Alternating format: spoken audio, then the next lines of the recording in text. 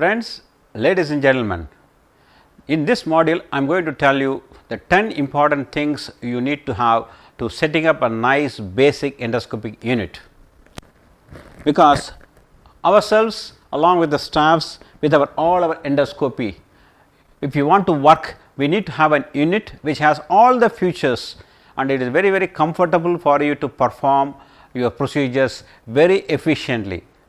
So, let me share with you the 10 secrets of such basic endoscopic unit. Number 1, you and your team should have what we call a sound basics in everything you do. Like for example, if you are going to do a procedure, before any endoscopic procedure we need to have a dictum of what I call a endoscopic checklist. The scope has to check all these things like a cockpit drill, like what the pilot does before starting the plane, she has to do before give it to you. She should not say, no, I forgot to get a mouth guard, I did not have a biopsy forceps. No, all the equipments anticipated for that particular procedure ought to be there ready and in working condition. That is the first thing.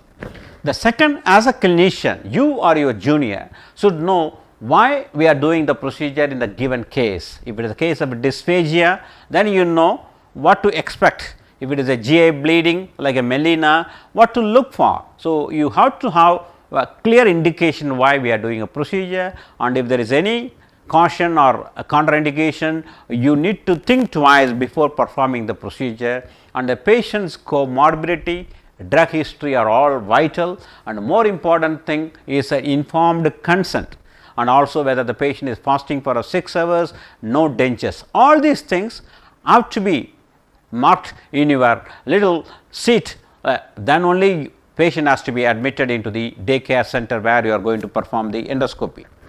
Because this informed consent is a very important medical legal document where we need to know this, why we do it, how we do it, what is the outcome, all these things the patient ought to know with a clear information leaflet. Only then it is going to be a valid consent, then only we should have the habit of performing this procedure. And even during the procedure we need to always be very vigilant with a venous access and also having a pulse oximeter, ECG monitor, especially in a patient with ischemic heart disease. And I usually have a habit of administering nasal oxygen in all patients, and especially when we are going to give a sedation, conscious sedation, and a prophylactic antibiotic for all the procedures like endotherapies you need to consider. And nowadays we are increasingly using the CO2 insufflation. If it is available, you can use it well and good. Next important thing is you need to know where you stand as far as the training is concerned, because as a beginner you may be allowed to do only a diagnostic endoscopy and a sigmoidoscopy and a very basic endoscopic procedures like a banding or some few injections of bleeding ulcer. But other than that, going for more advanced procedures, it takes time and you need to have a proper training. So, you need to know your limitations.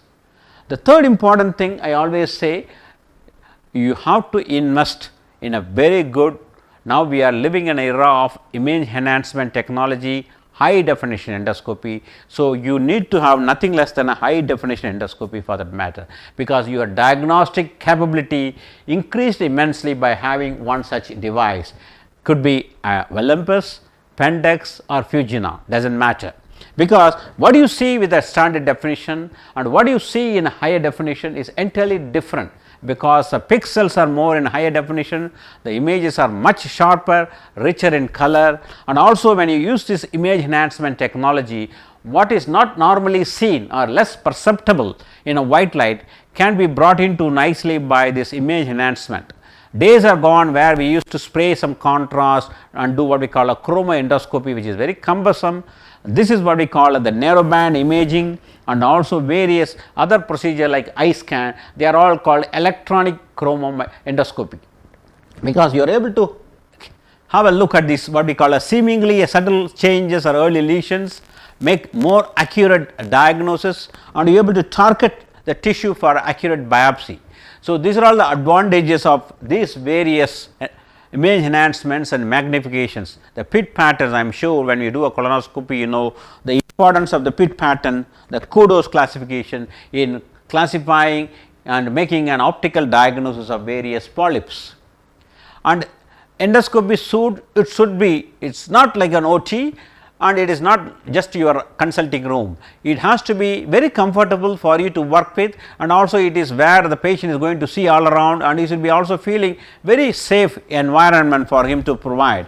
So, you should have an area where you receive the patient, and if it is a colonoscopy, there is an area where you can prepare the patient, toilet facilities, and also you can do an endoscopy, colonoscopy, same room or two different rooms, and also there is an area where you can do a disinfection, storage, and where you recover the patient and dress and go back home. So, there is a definite flow pattern depending upon the workload. You can design your own endoscopy room, and this is one such room, a panoramic view, how you store the endoscopy and what privacy you give. All these accessories kept nicely here with nicely labeled, and washing area here, and two monitors as you can see here, all these things, because most of the equipments in our country is in a tower principle. So, there should be an additional monitor as you can see here, that will also going to help, and you should have enough people to help you, because the very important thing is you have to teach the assistants what to anticipate, how they can assist with all the accessories given in the right time. So, the communication is the key, and they have to be properly trained. For example, C has to during colonoscopy, she will be holding the scope and also doing an intra-abdominal pressure, and she will be helping me with the biopsy and also additional accessories. Everybody's role has to be clearly described, and they should know beforehand. And next is of course is the accessories. I told you already, if you have a problem of bleeding, all the hemostasis accessories should be ready. If it is a dilatation you are going to do, what all the different dilatation kit you need, all those things should be nicely arranged, displayed, easy to retrieve and bring to the room in a short notice of time. And as you can see, this is a little our colonoscopy trolley with a high definition scope. We have additional two gadgets you might have noticed. One of course is a carbon dioxide insufflator and irrigation pump, both are of immense importance. In addition, the diathermy also very important when you are going to do a polypectomy or hot biopsy. But the most important thing for all of you as a beginner is to have a good disinfection protocol. So, you should have a cleaning disinfection protocol clearly learned, and you have to teach your staffs how to use either a Sidex or whatever your parasitic acid, whatever you are using, how long you are going to dwell and everything. Here is a little video about cleaning and disinfection. Please watch it for the next 5 minutes. Scope is just out of the patient's oral cavity, but still connected to the machine, you imagine, and it is having some dirt, for example, blood stained saliva on the surface. So, you do an important procedure that is called a pre-cleaning, just to clean the outer with a gauze piece to start with, and then throw it away, and then you do 2 or 3 times, then you have some antiseptic lotion like a Savlon or anything, especially this part, because this is called simple decontamination, this is not a disinfection. Once you have done that, the next important thing is you go and have a basin where you just start sucking. When you start sucking, then all the fluid, at least 200-300 fluid will go in and clean the channel also inside. So, outside, inside, gross decontamination, that is step number 1. Step number 2 is you watch what I am doing it here. Just for this demonstration, I have taken you another scope here. This scope is actually immersed inside, okay. That is, once you have done that, still the scope is connected, but now connected with a special equipment to do a test called leak test. You may wonder what is leak test, I never done it, but this is the reason why we are doing it here, this particular thing. So, leak tester is the one which ensures there is no micro perforation within the scope. For that, what we have done is, see, for example, here we have attached to the side of the scope, here there is a special, each company has a various ways of doing, and the principle is same. What is the principle? You have a machine which puts the air under pressure. Here the air is supplied by the same air feeder from the machine when you switch it on. It goes and it insufflates the whole scope. the scope is now like a cycle tire, it's insufflated, and you immerse it inside, and when you put the air, if there is a micro perforation, what you see in the cycle tire or a tube tire, you will see bubbles come. Bubbles should not come. If bubbles are here, that should be an expensive mistake, because if there is a bubbles here, water can go inside, cause all the electronics on the channels, processor can damage, expensive damage. So you should feel, you have to feel, cry for this problem. So bubbles here, tears here, that's what I used to say. So we just put the machine on, it is on now, and look at this, it is now pressurized, but still I don't see a bubble, good, but don't stop with that. These are the wheels here, you carefully see, these wheels, you just go, rotate the big wheel, rotate the small wheel, so that you stress the lower end such a way, even a small thing, the rubber is stretched, because when you do this way, so whenever you do one stretching on either side, the bubbles might come. So even after turning the wheel, putting into acute tension, there is no extravasation of air, there is no, then air insufflation test, there is no leak. That is good. Then only you should go for the next stage, and that is blessing and brushing. That is, you need to clean inside. So for that, what you need is a brush that is going to clean the inside. So there are two sides to the endoscopy. One, of course, I am going to show is the access channel. See, through the access channel, if I go here,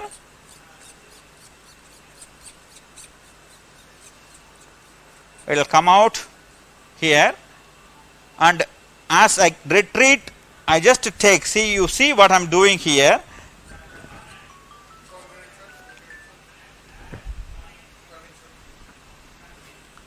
So you have to see in the to and fro movements,